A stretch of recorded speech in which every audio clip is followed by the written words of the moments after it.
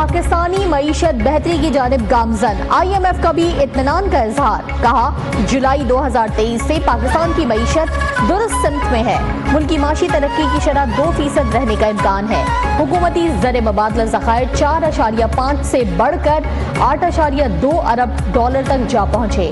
IMF کا پاکستان کی معاشی بہتری کے لیے جولائی سے ستمبر تک تمام اہداف حاصل کیے جانے کا بھی اعتراف۔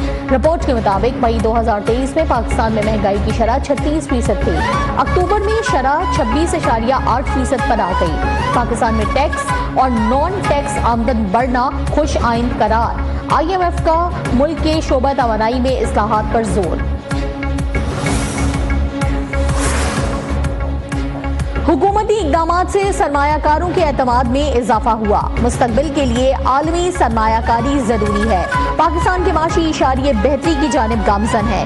نگراں وزیر خزانہ ڈاکٹر شمشاد اختر کا IPO سمٹ سے ورچوئل خطاب، کہا کیپٹل مارکیٹ کی ترقی کے لیے اسٹاک ایکسچینج کے اقدامات نتیجہ خیز ہیں، چند ماہ میں اسٹاک مارکیٹ نے ترقی کے سنگ میل عبور کیے۔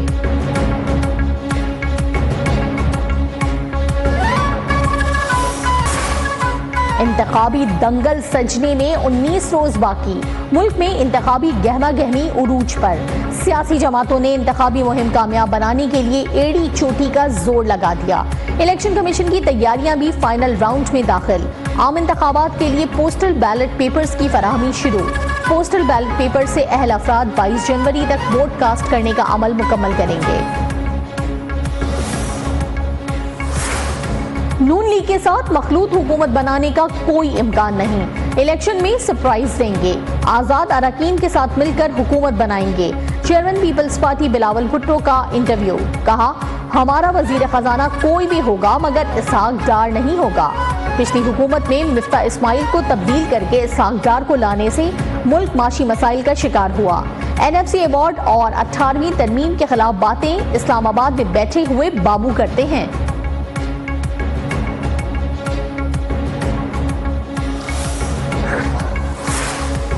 مریم اورنگزیب نے ملکی مسائل کے حل کا فارمولا بتا دیا، کہا نواز شریف مہنگائی، غربت اور بے روزگاری سمیت تمام چیلنجز سے نمٹ سکتے ہیں، عوام سے کہنا چاہتی ہوں کہ شیر کو ووٹ دیں، پاکستان کو نواز دو۔ جو لوگ لیول پلینگ فیلڈ کا رونا رو رہے ہیں انہوں نے نون لیگ پر پرچے کٹوائے ہیں۔ اشتعال انگیز گفتگو کیس میں نون لیگی رہنما کی بریت کی درخواست پر فیصلہ محفوظ۔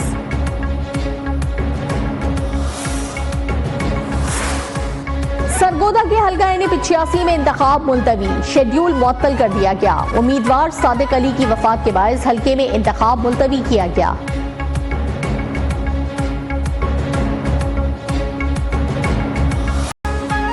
ملک کے میدانی علاقوں کے ساتھ شہری علاقے بھی شدید دھند کی لپیٹ میں، اسلام آباد، لاہور، پشاور میں دھند نے مناظر دھندلا دیے، حد نگاہ انتہائی کم ہو جانے سے موٹر ویز اور اہم شاہراہوں پر ٹریفک کا نظام درہم برہم، ہر چیز نظروں سے اوجھل، دھند کے باعث ٹرین اور فلائٹ شیڈیول بھی متاثر۔